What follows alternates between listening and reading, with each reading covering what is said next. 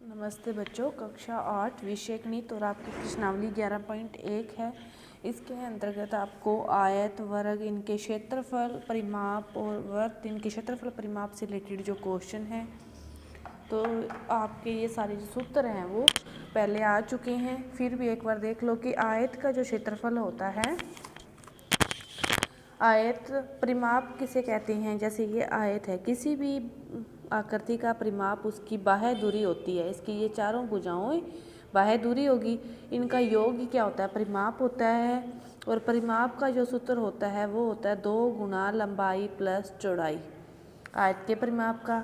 और क्षेत्रफल होता है, आमने सामने की भुजाएं बराबर होती है इसमें, तो क्षेत्रफल होता है लंबाई गुना चौड़ाई। आयत का क्षेत्रफल होता है लंबाई गुना चौड़ाई। तो फिर इसके बाद आपके हैं वर्ग हुआ, तो वर्ग की क्या होती है, चारों भुजाएं बराबर होती है, तो फिर उसका जो परिमाप होता है वो होता है 4 गुना भुजा, यानी कि चारों भुजाओं का योग ही परिमाप होता है। चारों भुजाओं को जोड़ लो और नहीं तो 4 गुना भुजा। और इसका जो क्षेत्रफल होता है वो होता है भुजा गुना भुजा, भुजा गुना भुजा। तो देखो पहला क्वेश्चन क्या दिया है कि आपको आकृति दे रखी है, 2 आकृतियाँ, जैसे एक ये है और एक ये है। तो एक आयताकार है और एक वर्गाकार है। एक आकृति ये क्या है, जैसे वर्गाकार है और ये है आयताकार। तो और यदि इनके परिमाप समान हो, तो परिमाप क्या हो, समान हो, तो जो वर्ग का परिमाप होगा, इसकी भुजा कैसे दे रखी है 60, तो वर्ग का जैसे परिमाप होगा तो वो क्या होगा, वर्ग का परिमाप 4 गुना भुजा। वर्ग का परिमाप बराबर 4 गुना भुजा, 4 गुना भुजा, यानी कि 60 और 60 को इससे गुणा करेंगे तो कितना आ गया, 240 मीटर दे रखा है, तो परिमाप होता है मीटर।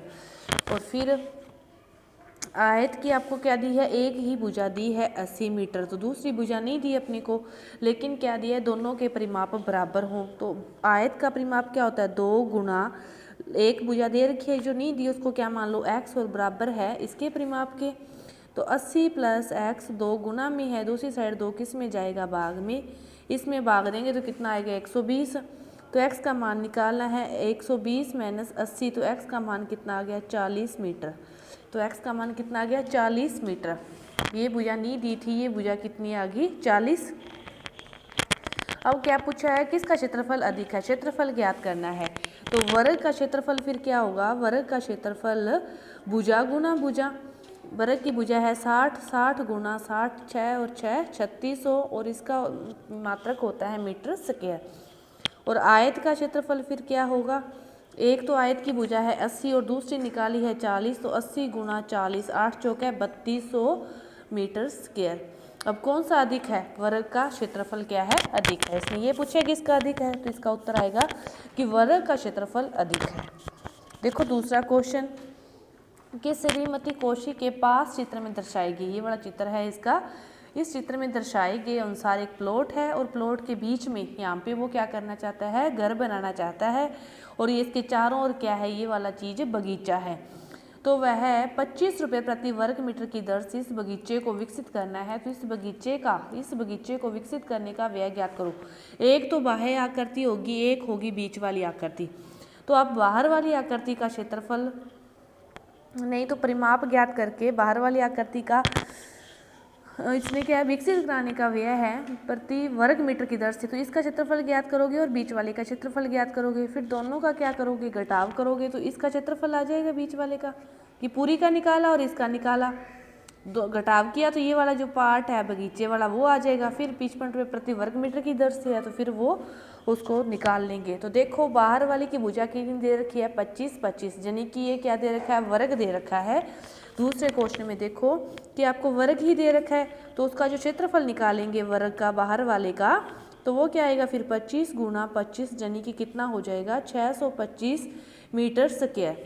अब देखो क्षेत्रफल अंदर वाले भाग का, ये तो किसका है, बाहर वाले का था।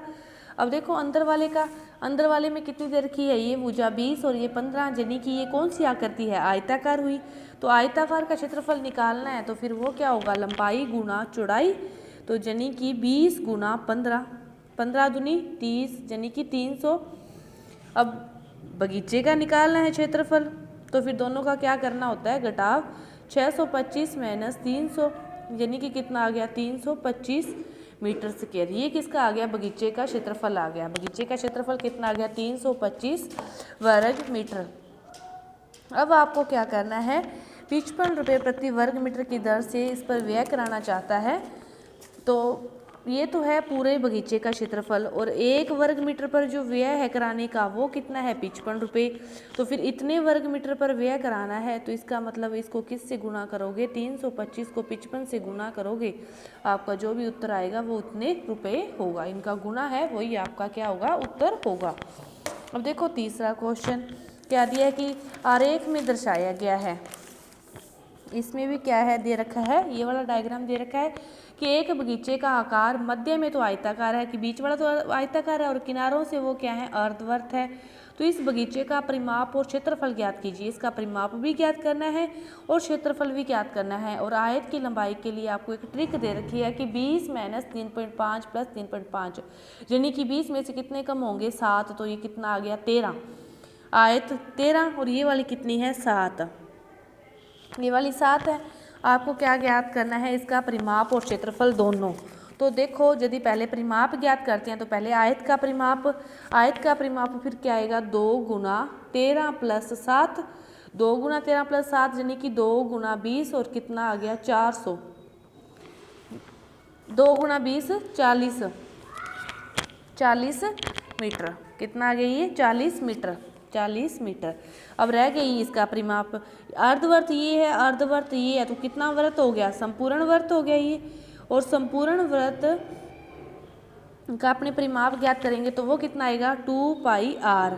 2πr 2 × 22/7 गुणा, अब देखो कि ये पूरी 7 है तो इसकी आधी तो हो गई, इसकी जो त्रिज्या होगी तो 7 की आधी यानी कि 7/2।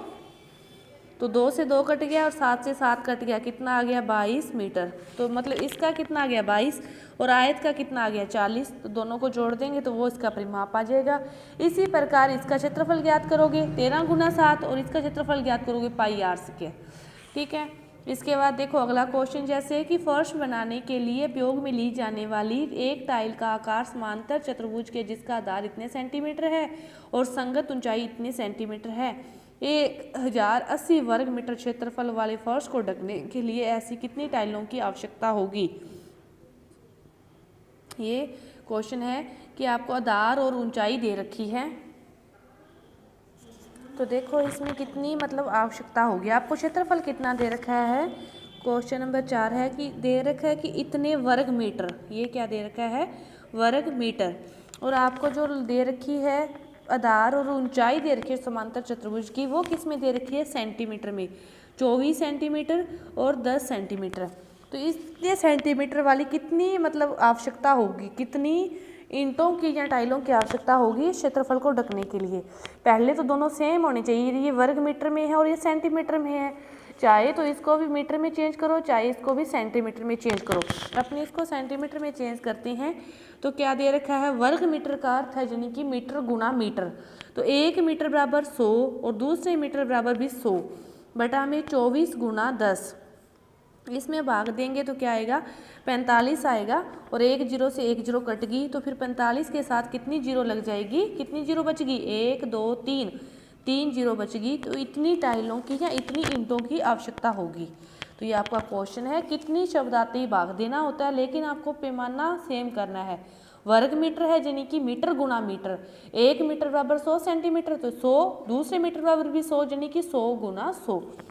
तो ये आपका अगला क्वेश्चन देखो कि एक चींटी किसी फर्श पर बिखरे हुए विभिन्न आकारों के भोज्य पदार्थ के टुकड़ों को चारों ओर घुमा रही है।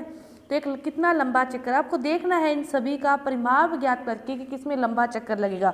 तो परिमाप आप आसानी से ज्ञात कर सकते हो। ये क्या हो गया, अर्धवर्त हो गया। अर्धवर्त के ये व्यास है, इसकी आधी क्या होगी, त्रिज्या होगी, तो 2πr से आप इसका निकाल लोगे।